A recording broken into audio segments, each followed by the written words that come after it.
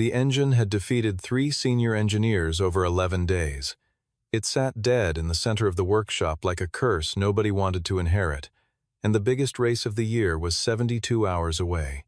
Then Mason arrived. He had not been assigned to it. He had no authority to touch it. He was only a general maintenance mechanic, a single father working the floor to keep his 6-year-old daughter fed and sheltered. But he sat down beside that engine in the middle of the night, listened to it the way other men listen to a person they love, and fixed it in 8 hours. The following morning, CEO Evelyn called him to her office and fired him for unauthorized interference with company property. She did not know that Mason had designed that engine himself. Press play because the man they dismissed as invisible was the one who built everything they were proud of.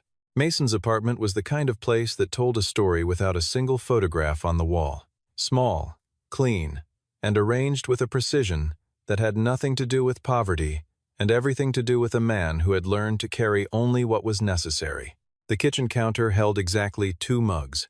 The bookshelf held manuals, not novels, and in the corner, near the supply closet, pinned with a single thumbtack, was a piece of paper folded into quarters, a technical drawing of some kind, the lines too fine and deliberate to be anything casual. Mason never explained it to anyone who came over, and almost nobody came over. Luna was 6 years old, and already accustomed to mornings that moved on a schedule. She sat at the kitchen table with her stuffed bear, a small brown thing shaped like a gear wheel that she had named Cog, propped against her orange juice glass, as though it needed a front-row seat to breakfast. She wore the same pair of star-print socks every Monday, because she claimed Mondays required lucky socks, and Mason had never once argued with that logic. "Are you coming home early today?" she asked, not looking up from her toast. Mason set her lunchbox on the counter and thought about the answer with the same care he gave most things. "I'll try," he said. That was the answer he gave most often. Not a promise, not a dismissal, just an honest acknowledgement that the world between leaving and returning held more variables than any man could fully control. Luna accepted it the way she accepted most things her father said, with a slow nod, and the quiet trust of someone who had never been let down enough to doubt him. He tied her shoes before she left for the neighbor's care, pulling the laces taut with a particular tension, not too tight and not loose enough to come undone mid-stride. For a fraction of a second, his mind calculated the friction coefficient of the knot against the material of her laces. Then he stopped himself and looked away, the way a man looks away from a mirror he does not want to face too early in the day. Vortex Motorsport occupied 4 city blocks on the east side of the industrial district, a gleaming compound of glass and steel that the late Richard Vance had built from a single workshop and a refusal to accept that American racing could not compete with European engineering. The company was now worth $2 billion. It employed 412 people, operated in 6 countries, and had won more championship titles than its founder had ever allowed himself to predict out loud. Evelyn Vance had inherited it 18 months ago, 2 weeks after her father's death, when she was 28 years old and still learning what it meant to be in a room where everyone waited for her to speak first. Mason had joined 3 months prior. His application listed 9 years of general mechanical experience, 2 references that checked out, and nothing else. No university degree, no professional certifications beyond the standard safety requirements. He had listed his previous employer as a small independent garage in Ohio that no longer existed. The hiring manager had flagged it as thin. Cameron, the chief operating officer who sat on the hiring committee that quarter, had approved it without comment. Mason was assigned to the lower workshop, the basement level, where the ventilation was weakest and the floor vibrated when the fabrication presses ran above. It was the kind of post that experienced mechanics requested transfers away from within 3 months. Mason had not requested anything. He showed up, did the work assigned to him, and spent whatever quiet time remained walking the perimeter of the ground floor, looking at the cars the way a person looks at old family photographs. His colleagues had taken to calling him the quiet one, and then simply the quiet guy, and eventually just the guy on level 2 because he spoke rarely, and when he did, it was almost always about a mechanical problem and almost never about himself. But occasionally, when he placed his palm flat against the body of a vehicle and closed his eyes for a moment, the way a doctor places a hand on a chest to feel what instruments cannot fully translate, something moved through his expression that, nobody down on the lower level could quite name. It was not concentration. It was closer to recognition. The crisis announced itself on a Monday morning with the sound of Isaac, the lead engineer, a 45-year-old MIT graduate with 20 years of competition-level mechanical experience, sitting down very slowly in his chair and saying nothing for nearly a full minute. The GT7's fuel injection system had failed in a way that did not exist in any technical manual, at any version, from any manufacturer. The failure was in the tertiary pressure delivery sequence, a cascade malfunction that the diagnostic software identified as impossible given the current system configuration, which was its way of admitting that it had no idea what was wrong. Isaac had spent 3 days on it. A pair of external consultants flown in from the German manufacturer had examined it, spoken to each other in low voices, and flown home without delivering a solution. Cameron called an emergency meeting on Wednesday afternoon. His voice in those meetings was always the same, deliberate, controlled, and carrying a faint undertone of patience with people who were not keeping up. The options, as he laid them out, were 2: postpone the race entry or substitute the vehicle. Both would cost money. Both would cost reputation. The only question was how much of each the company was willing to absorb. Evelyn said neither. She said it simply, without raising her voice, the way her father used to end certain discussions. Cameron looked at her for a moment longer than necessary, then wrote something in his notebook. Mason heard the entire exchange through the ventilation grate in the ceiling of the lower workshop. He was sitting on an overturned crate, holding a cup of coffee that had gone cold, looking upward at nothing in particular. When the voices above went quiet and the meeting ended, he stayed where he was for a long time. Then he said, very quietly, to no one, "Tertiary pressure valve, secondary seal ring. They've never read the original drawing." Luna asked him that evening, while he read to her from a picture book about machines, why gears needed each other. He paused longer than the question required. Then he said, "Because alone, a gear is just metal. When they mesh together, that's when they create motion." Luna considered this with great seriousness, adjusted her grip on cog, and was asleep within 4 minutes. Mason sat beside her for a while after her breathing slowed, then carried the book to the kitchen table, turned to a blank page at the back, and began to draw. Not slowly, not uncertainly, his hand moved across the paper with the speed and precision of someone transcribing something they already knew by heart. The lines were fine and technical, and absolutely exact. He worked until midnight without looking up. At 2 in the morning, he drove back to the facility. His Level 2 access card worked on the building entry he was registered for overnight maintenance rotation, and the card did not distinguish between basement-level access and upper workshop access. The GT7 bay had a yellow tape line across the entry and a sign that read, "Restricted Authorized Engineers Only." Mason stepped over the tape without breaking stride. He did not bring unusual tools. He opened his standard-issue kit on the floor beside the car and began from the outside in, removing panels in an order that was not documented anywhere in the current maintenance protocol, because the current maintenance protocol was 3 generations removed from the original design logic. He worked from memory, not the uncertain memory of someone trying to recall a procedure, but the memory of someone who wrote the procedure in the first place. The tertiary pressure valve housing came apart in his hands the way it was meant to. He found the secondary microseal ring, a component so small and so specific that it was not listed in any version of the parts manifest that currently existed in the company's inventory system because Mason had added it by hand to the physical assembly before the first test run and had never formally documented it, intending to do so later. Later had not come. He replaced the seal with a component from a cross-referenced part number he kept memorized, reassembled the housing in reverse sequence, and ran a manual pressure check using the analog gauge on the wall, a gauge that most of the current engineering staff did not know how to read because it predated the digital diagnostic system by 15 years. At 6:47 in the morning, the GT7's engine turned over and ran. The idle was smooth. The pressure readings were exact. Mason wiped his hands on a shop rag, packed his kit, and went to the lower workshop to start his regular shift. Dominic found him there at 7:15. The workshop chief was 58 years old, built like a man who had spent 4 decades lifting things that were too heavy and refusing to admit it, and he had a look on his face that Mason had not seen in a long time, the look of a man who has just confirmed something he suspected and is not certain whether to feel relieved or afraid. Dominic said nothing. He looked at the GT7 across the floor. Then he looked at Mason. Then he looked back at the car.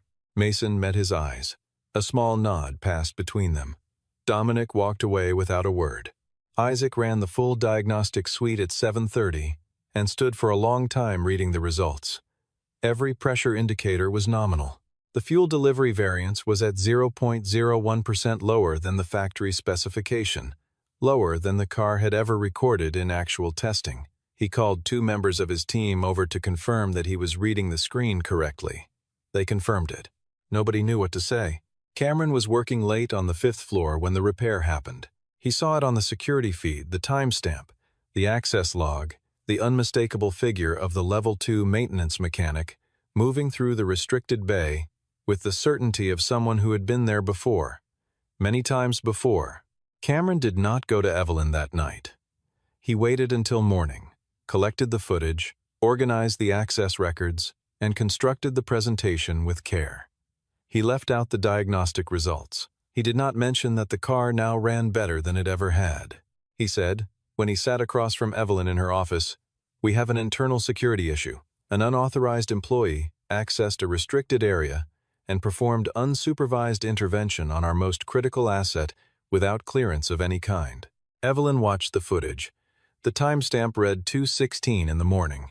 The figure on the screen moved through the bay without hesitation, without confusion, without the tentative quality of someone doing something they had never done before. "Is the car functional?" she asked. "That isn't the point," Cameron said. "I'm asking anyway." Cameron straightened his folder. "The point is precedent. We are still under regulatory review from the Harmon incident. Any undocumented technical intervention, regardless of outcome, creates liability exposure that we cannot afford." Evelyn was quiet for a moment. 18 months ago, she would have deferred immediately. She was still learning when not to. But Cameron was not wrong about the liability, and she did not yet have enough information to know what she was missing. She signed the termination notice. Mason arrived at her office wearing his work clothes, a gray long-sleeve shirt with the company logo on the left chest, clean but carrying the faint smell of machine oil that never entirely left him. He stood in front of the desk without sitting. His eyes moved briefly across the room when he entered a habit so fast it was nearly invisible, and stopped for a fraction of a second on the large photograph mounted on the wall to the left.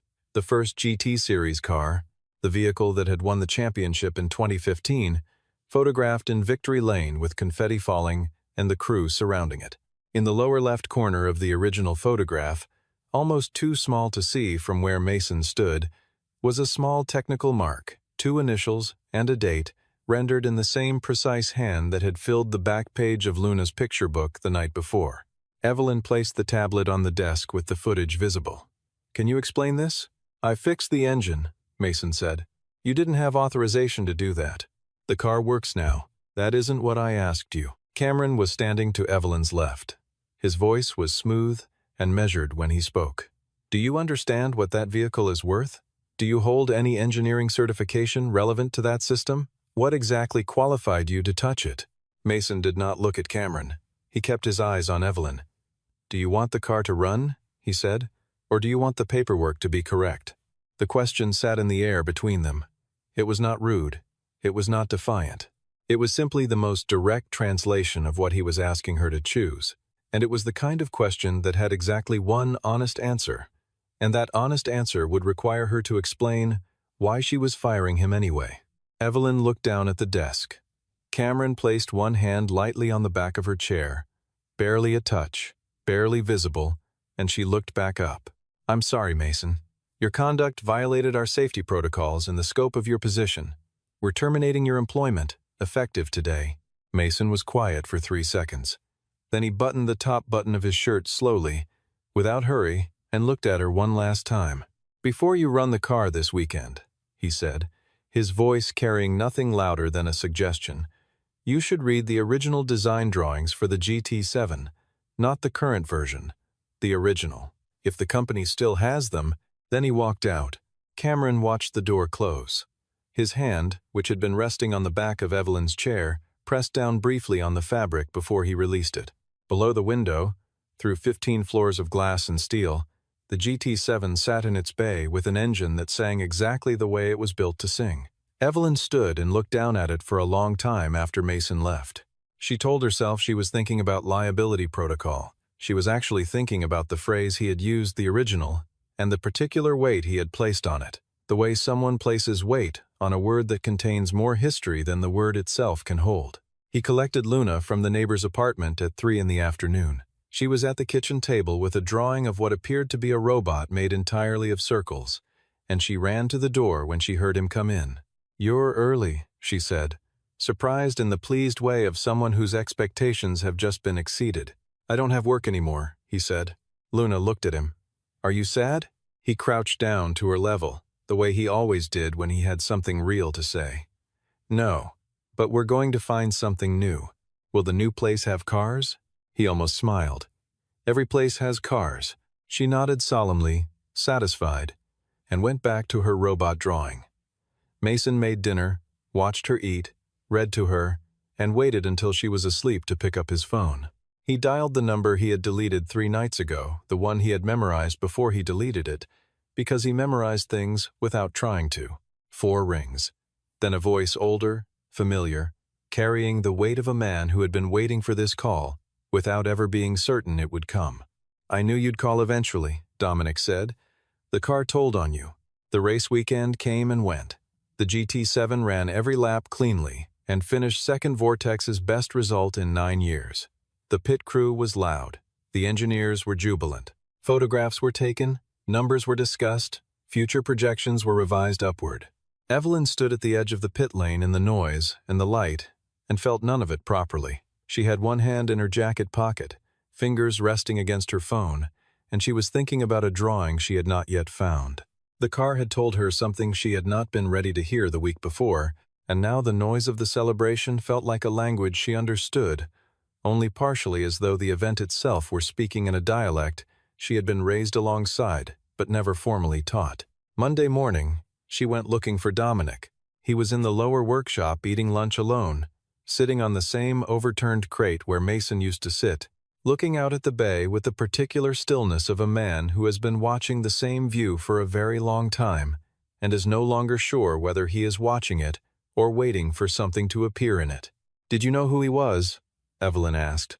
No greeting. Dominic preferred directness. He chewed slowly. Set his sandwich down on its wrapper. "I knew from his 3rd day here. Maybe his 2nd. Why didn't you tell me?" "Because he didn't want me to. And because he had the right to decide that for himself." He looked at her then, the look of a man who has made his peace with a long silence and is now choosing, deliberately, to end it. "But I'll tell you something now, since you're asking, and since it's past the point where it can be taken back." Evelyn sat down on a nearby stool. 10 years ago, Dominic said, your father hired a 21-year-old with no degree and no credentials, and a paper napkin full of sketches. He found him through a technical forum, some small community of self-taught mechanical engineers who posted problems and solutions for the pleasure of it. Your father said it was the most precise load distribution diagram he had ever seen from someone who was supposed to still be in school. He paused. The young man's name was Mason Cole. He quit college, came here, and in 3 years designed 7 engine variants. The GT7 was the last one. It was built for the 2017 season. Evelyn's hands were still in her lap. What happened? His wife died. Road accident. The baby was not yet 1 year old. Dominic's voice did not soften around the fact he stated it the way a man states a structural truth, because sentiment would reduce it. He disappeared, left everything on his desk and walked out. Nobody tried very hard to find him, because the company was in transition and your father was already sick and there was a great deal of confusion about a great many things. And the drawings? The original drawings, the handwritten set, the ones with his mark on them, were on his desk when he left. By the time anyone organized the handover documentation, they were gone. He did not say Cameron's name. He did not have to. The direction of the implication was as clear as a bearing in alignment. Evelyn sat with that for a moment, The air in the lower workshop smelled of metal and oil and the particular staleness of a room where ventilation has never quite kept pace with the work being done in it. "He came back," she said. "Not a question. He came back because he was worried about the car. The GT7 has a modification in the tertiary pressure assembly, a secondary seal ring that he added by hand before the first test run and never formally documented. Without someone who knows it's there, the system runs fine for years. Then it doesn't." Dominic folded the wrapper around the remainder of his lunch, with the same care he applied to everything. He heard, somehow, that the car was struggling. So he came back as a maintenance worker. No name anyone would recognize, no claim, just to be near enough to fix it when it needed fixing. Evelyn was quiet for a long time. Then, "He wrote to my father." "I know." She looked at him sharply. "Your father told me. 3 months before he died, he said a letter had come from Mason and he was going to respond, but he kept putting it off because he didn't know how to say what needed to be said, and he was running out of strength to say difficult things." Dominic's expression did not change, but something in it acknowledged the grief that Evelyn did not show on her face. He didn't get to it. "I'm sorry." Evelyn left the lower workshop and went back to her office. She sat at her desk without removing her jacket. Then she stood up and went to the archive room on the 3rd floor, a space that most of the current staff did not know existed, lined with flat files and document boxes and the accumulated paper history of a company that had once been small enough to keep everything in a single room. She found the storage unit registered under her father's personal records. The combination lock was a 6-digit number, her mother's birthday, because her father used the same combination for everything and had never once worried about whether that was secure. Inside were contracts, correspondence, and near the bottom of the last drawer, a flat cardboard envelope sealed with tape that had yellowed at the edges. The return address read M. Cole, and the postmark was 3 months before her father's death. She opened it. Inside was a single folded page. The handwriting was clear and direct, without flourish. "I heard you aren't well.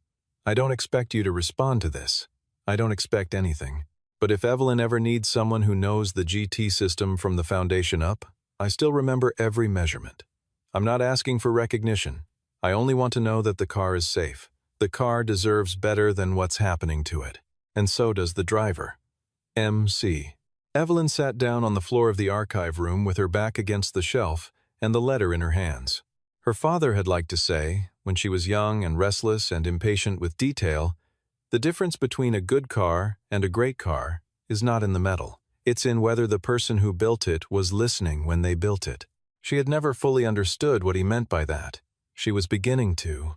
She photographed the original GT7 drawing from the archive, the one her father had locked away separately, the handwritten set, with the fine technical notations in the lower margin and the 2-letter mark in the corner.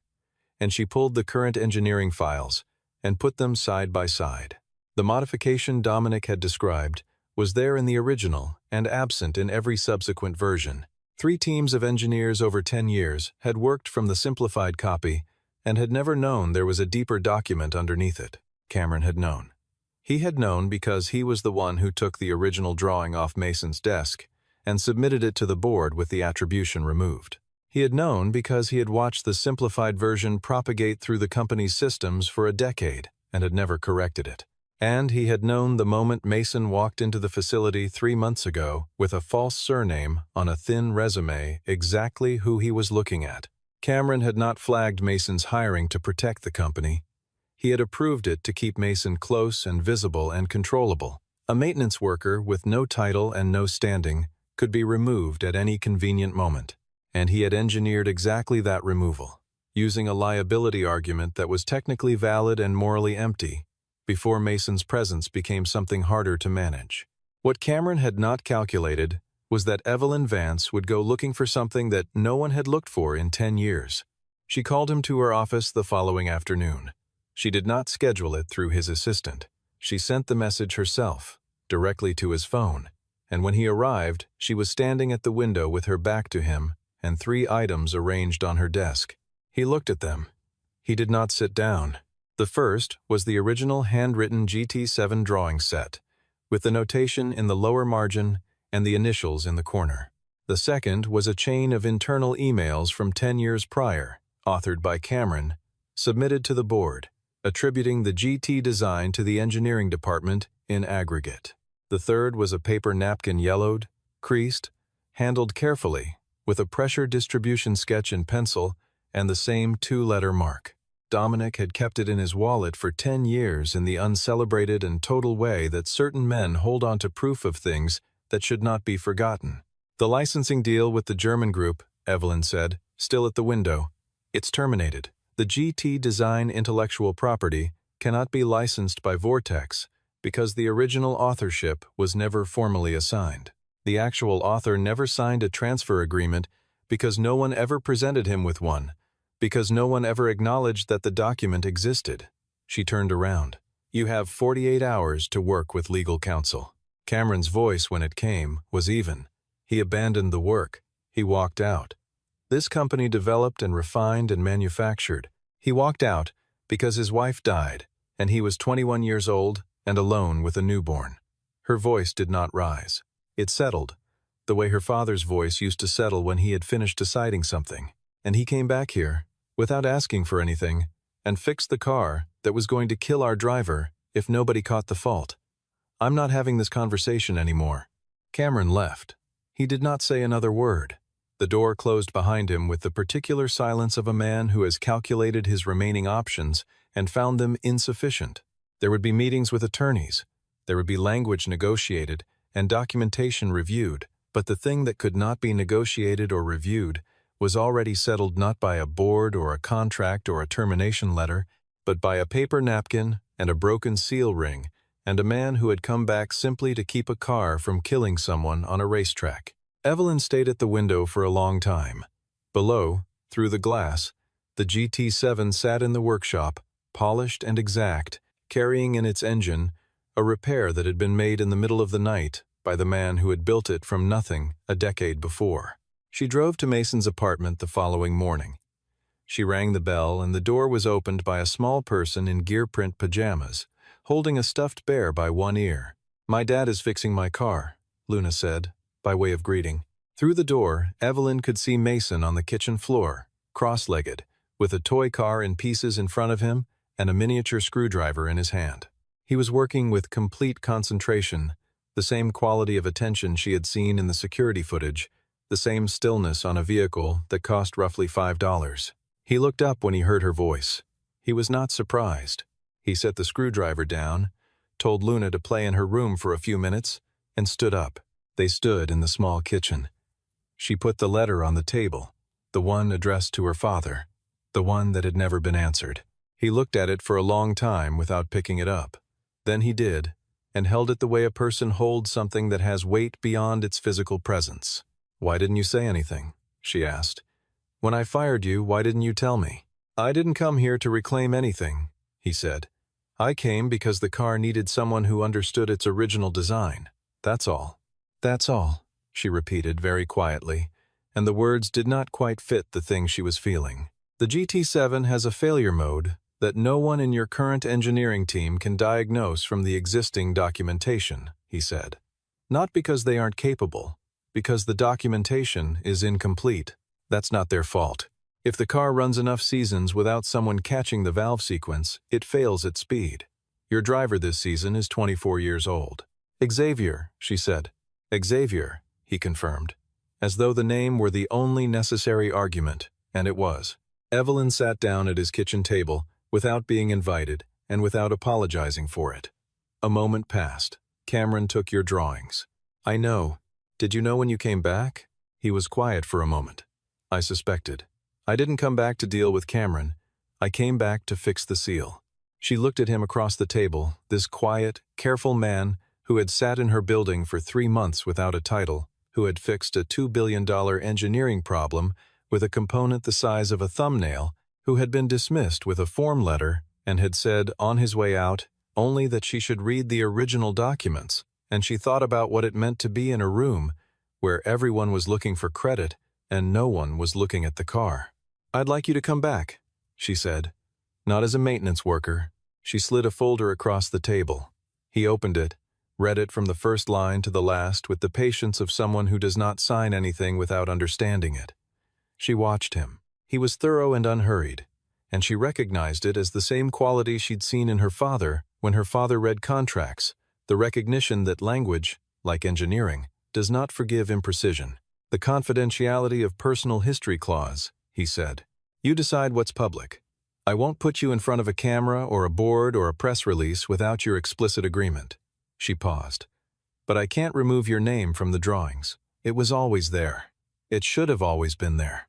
He was quiet for a moment. He knew I'd come back, didn't he? Your father, Evelyn held his gaze. He knew things he didn't have time to explain to me. I'm still finding them. Mason picked up the pen from the folder's inner pocket and signed the contract on the signature line with the same signature that appeared in the lower corner of the original GT7 drawings. The same two initials, the same angle, the same quiet certainty of a person who has known who they are for a long time and has simply been waiting for a moment when it was safe to say so. He set the pen down. One condition, not in the contract. She waited. Xavier runs a full technical briefing before his next race. Not the maintenance protocol, the original design logic. He deserves to know what he's driving. Done, she said without hesitation. Luna emerged from her room at exactly the wrong moment and exactly the right moment, as she usually did, wearing one sock and holding Cog by both ears and asking whether the guest was staying for lunch. Evelyn said she couldn't. Thank you. Luna appraised her with the frank assessment of a 6-year-old and said, You have nice shoes, and went back to her room. Mason was almost smiling. Evelyn stood. At the door she paused, because there was one thing left that she needed to say, and it was the kind of thing that did not have a clean, professional form. I'm sorry, she said, for not asking the right questions when I should have. Mason considered this with the same seriousness he gave everything. You asked the right questions eventually, he said. That counts. He came home that evening at 5:30, the first time in weeks that he had been there before the light went out of the sky. Luna heard the key in the lock and came running from the kitchen with flour on her hands because the neighbor had been teaching her to make biscuits, and she grabbed his arm and pulled him in to see the biscuits, which were uneven and slightly too brown on one side, and which she described as perfect. He sat at the kitchen table and ate a biscuit and did not think about pressure valves or board presentations or what the next 6 months would require of him. He thought about whether they needed more orange juice and whether Luna's lucky socks had been washed, and whether the toy car on the kitchen floor still needed its rear axle alignment corrected, which it did. After dinner, after Luna's bath, after the reading and the good night and the particular stillness that settled over the apartment when she finally slept, Mason sat alone at the kitchen table with the folder from the day's meeting open beside him and a blank sheet of paper in front of him. He did not draw anything technical. He sat with the quiet, the way he had learned to sit with it, not fighting it, not filling it, just occupying it. In his jacket pocket was an envelope that Dominic had handed him at the coffee shop 2 days before, the one a dead man had written with the intention of giving it in person and had never gotten the chance. Mason had read it twice, and then folded it along its original creases and placed it carefully in his inside pocket next to nothing else. The card tucked inside it old company stock, bearing the title Chief Design Engineer. Above his name he had not thrown away and had not displayed. He had placed it at the back of the kitchen drawer, under the flashlight batteries and the spare key, where things were kept not because they were decorative, but because they were real. He thought about what his daughter had said, months ago now, sitting at this same table with a picture book open between them. Because alone, a gear is just metal. When they mesh together, that's when they create motion. He had given her that answer. He had not been certain, at the time, that he believed it for himself. He was beginning to. The following morning, he arrived at Vortex at 7:45, not through the lower workshop entrance. Through the main door, where the receptionist said good morning and used his name correctly, and the badge clipped to his chest read something that had been true for 10 years and was only now printed down. Dominic was at the workshop entrance with 2 cups of coffee, holding one out without a word. Mason took it.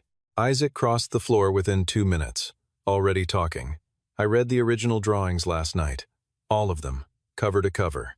I have 17 questions.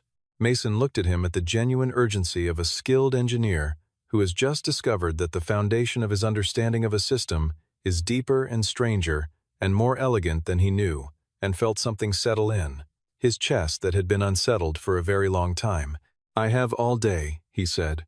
On the 15th floor, Evelyn stood at the window of her office and watched them below Mason and Isaac, seated side by side near the GT7, a fresh set of drawings spread between them, both men leaning in over the paper with the posture of people building something.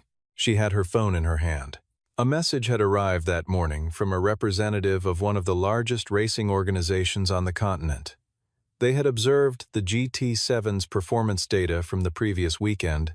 They were interested in a conversation about technical partnership. They would like to meet with her design team at her earliest convenience. She typed her reply, "We'd be glad to meet. Our design team is in the process of re-establishing. Give us a little time to get properly oriented." She sent it, put the phone face down on the desk, and turned back to the window. Below, the workshop was alive, with its ordinary noise, the press of metal, the high tone of an alignment instrument, the low hum of something being tested and corrected and tested again. And beneath all of it, if you were standing in exactly the right place, and you were the kind of person who listened not for what was loud, but for what was true, the sound of the GT7's engine, running exactly as it had always been designed to run, as it had always been capable of running steady, certain, and finally, after 10 years of silence in the hands of someone who knew every note of it by heart,